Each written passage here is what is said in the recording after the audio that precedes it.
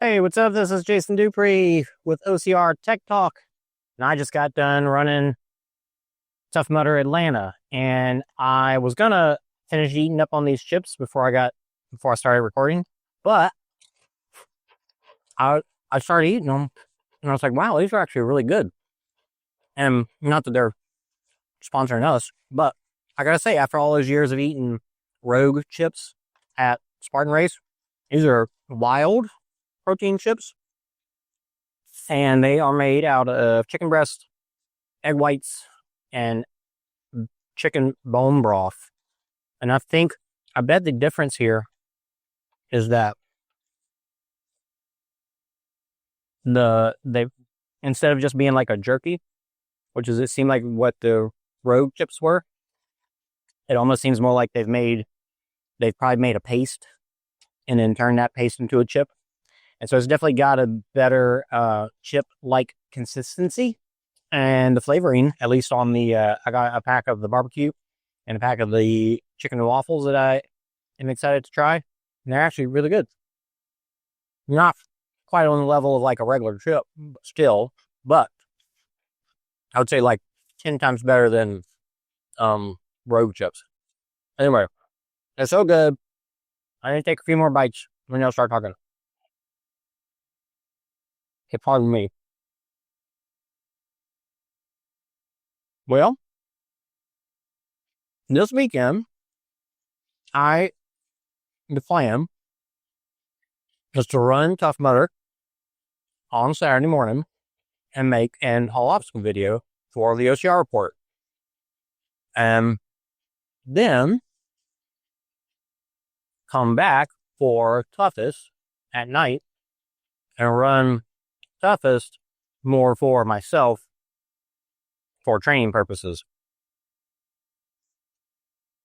Pardon me. I'm almost done chewing these up. I've got the obligatory rain drink at the end there as well. Personally, man, this is just turning into a big ad video. Personally, I like rain over some of the other energy drinks because of its sodium contents. And those that listen to me often know that I lose a lot of sodium whenever I sweat. And so yeah, usually after a race, if I'm going for a drink, I want to find one that's got a lot of sodium in it. And Rain, I think, has like 230, 220, which is not in relative to how much I actually take in whenever I'm running and stuff, is not a lot. So I take sodium pills whenever I think this guy made it. I don't know what happened here. I take sodium pills whenever I run, and I don't want to pass this guy up. Trying to be considerate to his biker because there's oncoming traffic, and I don't want to squeeze through. But anyway, I take sodium pills while I run because trying to mix, like bring like element with you on course or carry your own water, carrying your own water when they already have a lot of water on course is tough. It's easier to just not and bring pills because then you can just pop those pills as many as you need, and it makes it way easier than trying to, because I've actually carried element and then poured it into those little tiny cups that they give you, because those little cups are like 8 ounces, and an element, you really want to pour that in like 16 ounces of water. So dumping one of those in one little cup you go drink it, it's like, whoa, super tart. But anyways, I ran. Oh, that's why I was talking about that. I was talking about the rain. Yeah, so I ran the course this morning. Started with the first wave. But it's an interesting thing. They were late getting started. It was like 7:32 or so before they even opened up registration. And when we got to the start line, they were behind a little bit. What was very interesting is that their start time, you might actually be able to see it on my wrist here. It says 8 to 8:45 is the start time. So I guess that gives them plenty of leeway whenever stuff goes wrong and they're not ready first thing in the morning. So not a big deal. That first wave was not crazy big. So, anybody that got there a little late, hoping for the 8 o'clock wave, and was able to get in anyways. Not a big deal. Not a big deal at all. Sean Corvell was at the start line. Since I was making a video, I recently got an Insta360 X4. And instead of using a GoPro, now there's some pros and cons to using an Insta360. And I'll get into that. But Sean Corvell was at the start line. Got a great video of one of his classic starts. Clinton Jackson was at the finish line. He was heckling me for having a selfie stick, which is pretty awesome. I'll talk about that when I get to it on the course. But yeah, so seeing those guys, they had a couple of 100-time mutters that were at the start line. But yeah, first wave, so went out.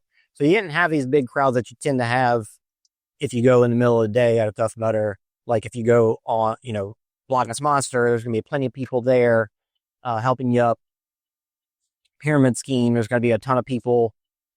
But we didn't have that. So while I ran the course, I didn't run it fast. And I was filming too. So it was a little sparse. Definitely some people ahead of me, some people behind me. There were a couple of obstacles that I waited at for a couple of people, just more so to get some video. So like when I got to Pitfall, I was the only person there. So I went through it one time and then I waited and a little crowd came behind me. So I filmed them going through.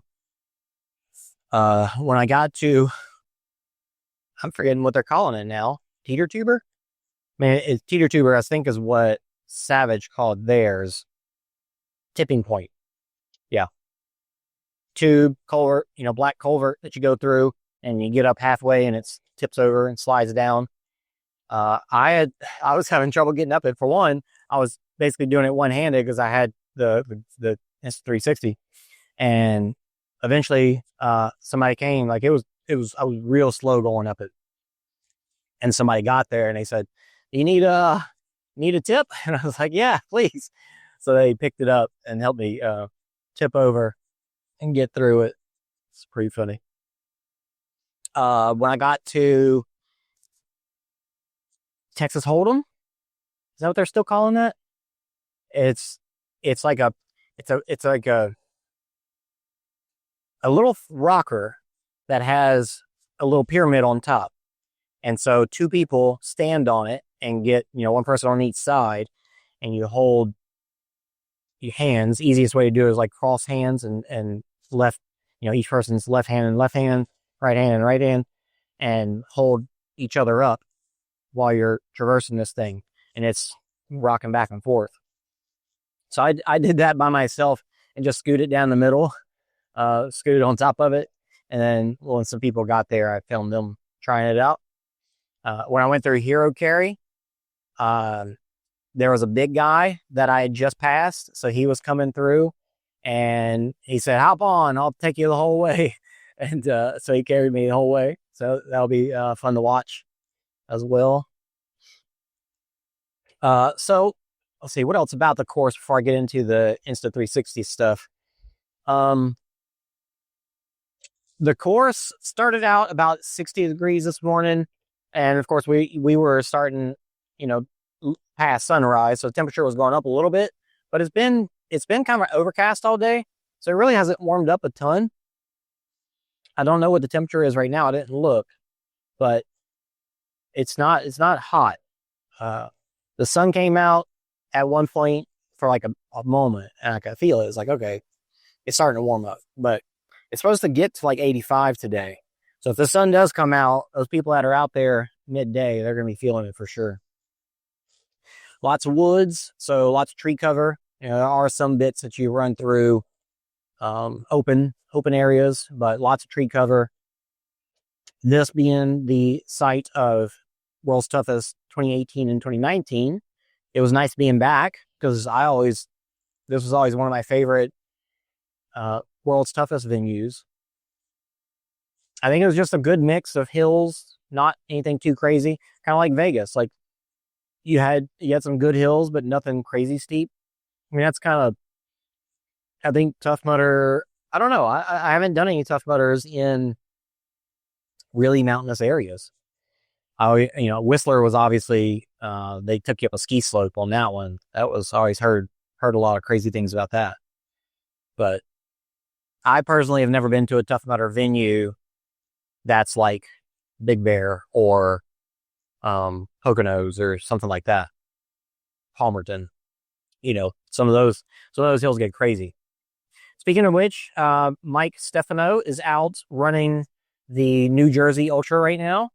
Good luck to you, Mike. Hope you're doing well. I'm going to check in on you as soon as I'm done recording this video. He started at 6:30 a.m. this morning.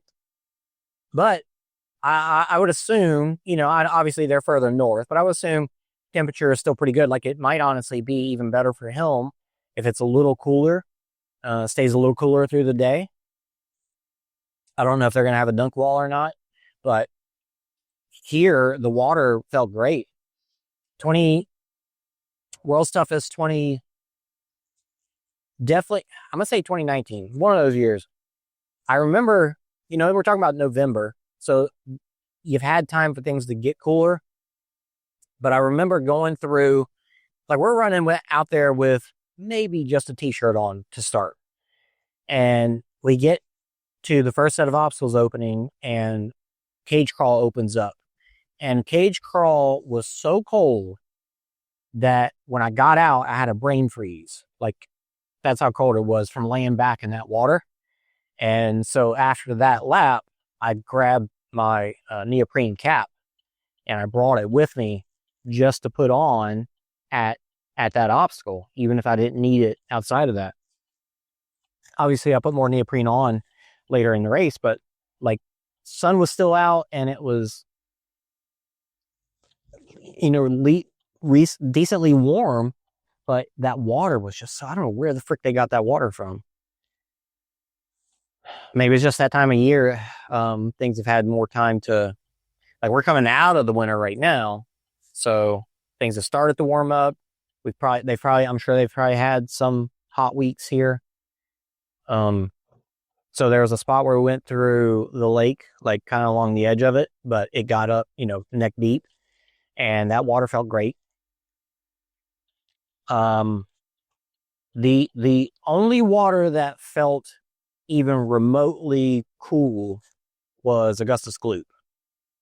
That water, you got to kind of go in the water to get underneath the netting to climb up it. And that water felt a little cool, but still not bad. So bodes well for tonight.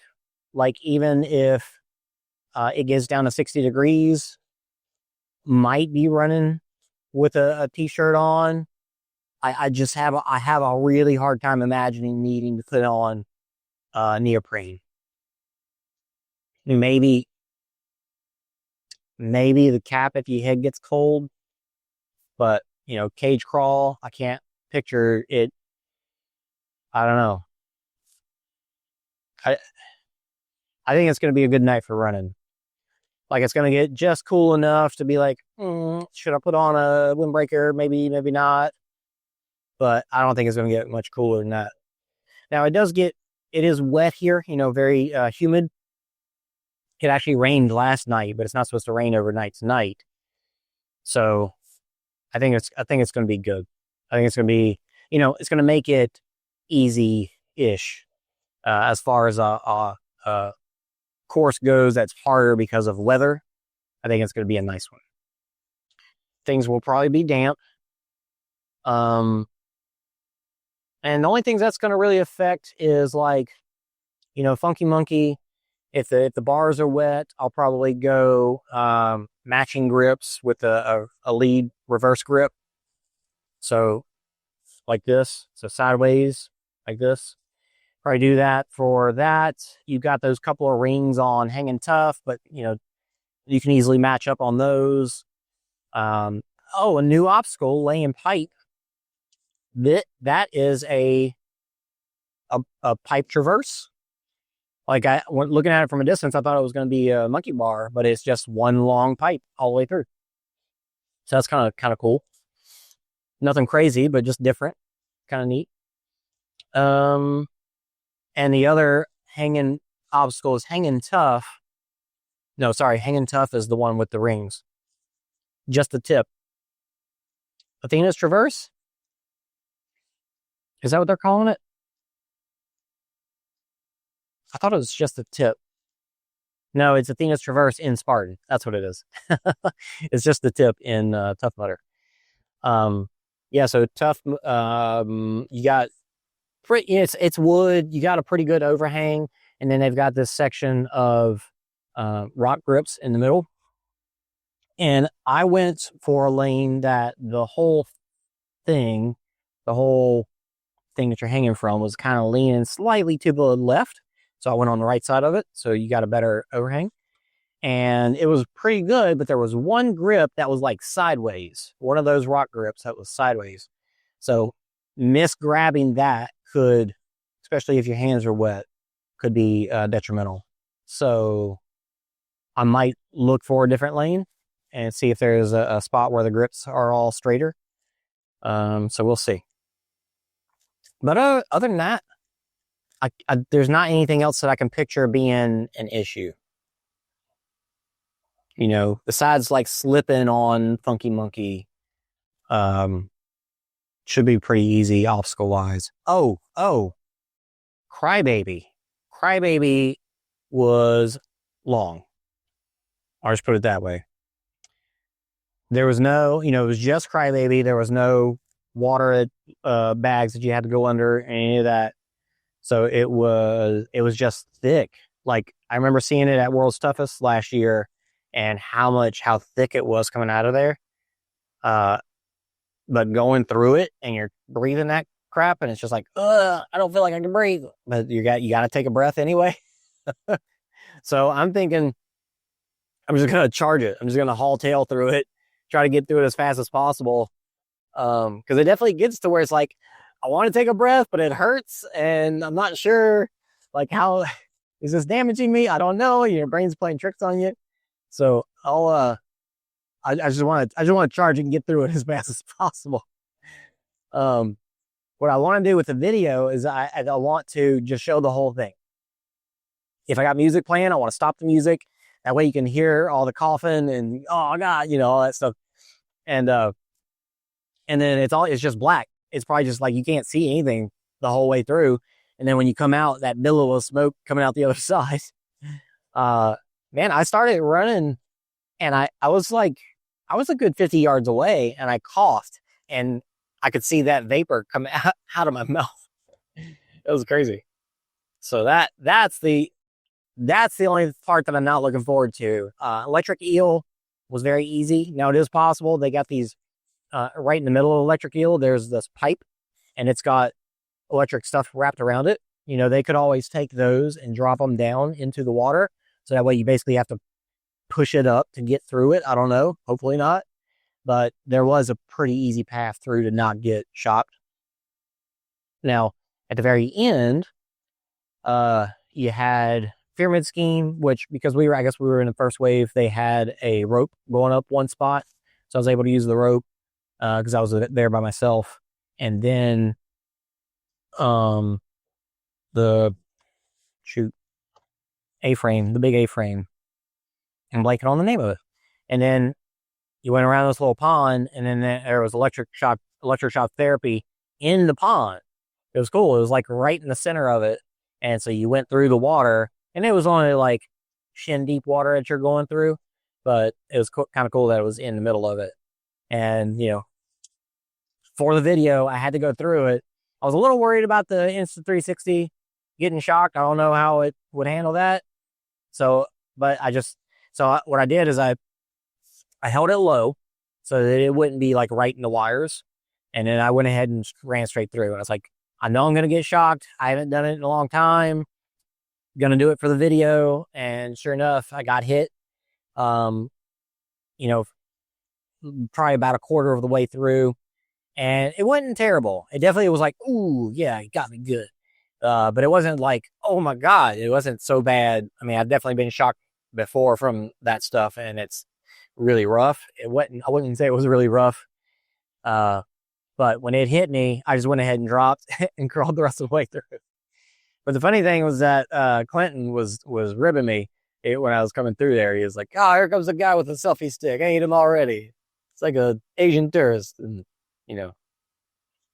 saying a bunch of racist jokes, I guess. But yeah, it was a good course. Had fun. The Insta360, very cool. That for one, I mean, this is let's see, the course took me, oh shoot, not quite 2.5 hours. Let's see, definitely over 2. Oh, I passed it up. I'm looking at my watch I'm at a stoplight, just so you know. 2 hours and 22 minutes, and that's including like I stopped, got my medal, went and talked to Clinton for a second, and then stopped my watch. So, there's some time I missed there. So let's just call it 2:15, 2 hours and 15 minutes. And, I took some video in the woods, took some video at the start line. I got 41% battery life. I don't know what it is with GoPros, but the 7 that I had and then the 12 that I've got now, it's just like those batteries die so quick. I don't know if it's keeping it on, like if going through a beast, like I work, struggle. I think I did the sprint. Now mine I've had 2 of them that have had issues where you do the quick start, and then when you stop recording, it doesn't shut off, or it shuts off and then turns back on. I don't know what the deal is with that, but that was annoying enough that was one reason to get an Insta360 anyway. But the main thing being setting up the GoPro to get a shot is kind of tricky. Like sometimes, like crawling through mud with it isn't a great shot because you get that jerkiness, and you got to point it at stuff. You got to make sure you're pointing where you want the shot. And it's an extra piece that can go wrong and that you got to think about. And with the Insta360, you just put it out there and then you can get the shot you want later. So for those that don't know, while you're recording on the screen, you can swipe and look around, but it's still recording in 360 degrees. So when you take it into their app, their program, put it on your computer or on your phone, and you can mark the spots. You put a keyframe where you want the angle, which direction you want to be looking, and how far zoomed in or out you want to be. And you set the keyframe, and then you go forwards a little bit, play it a little bit, and then set the keyframe again to where if you want to change angles. Really cool, really nice to be able to just like not have to worry about that while you're running, do all that afterwards. And it makes the editing part of it take a little longer because you got that extra step, but I think it's going to be worth it. I filmed my son's running a local race not too long, weekend before, and it was nice just being able to run and then change up the shots afterwards. So the pros with that, and I got a selfie stick that has a tripod on the bottom. So you'll press a little button and the legs come out. So that way, instead of worrying about clamping it onto something, I could put it anywhere basically and just set the tripod up and just set it wherever, and then change the angle later on. So that's what I plan on doing. So I'm looking forward to what it's going to look like, because I think that's really going to work well. It's going to be nice to be able to make those edits afterwards. But the biggest downside to it is that the lenses are supposedly pretty sensitive, and like looking at them right now, I had a lens cover on these because they sell them to protect them. But after I went through some water obstacles, they were filling up with water, and even when I took them off, they were fogging up. So I went ahead and just took them off. And looking at them right now, things look pretty good. I did go ahead and paid like $30 for a year, like replacement warranty. So if you do scratch or break the lens, you can just get a replacement. I think it still costs like another $20 or something, but better than, having an unusable or crappy $500 device for $430 or whatever I paid for it. So yeah, I think I'm just going to ditch unless I'm doing an event that's an activity that's dry, like maybe snowboarding. Snowboarding, I could see putting the lenses on there, but for obstacle course racing, I think I just need to be careful. Like if I'm crawling through a tube or something, I just need to be careful to not bump it against stuff. I know it's tough and tricky, and I definitely bumped it on something while climbing over the big A-frame cargo net, but everything looks good. So I got this little plastic cover, this little rubber cover to keep it safe while traveling and whatnot, and bump that guy and you're all good. So yeah, the worry about the lenses is the only downfall that I can really see. The only downside I can see so far. Other than that, it's great.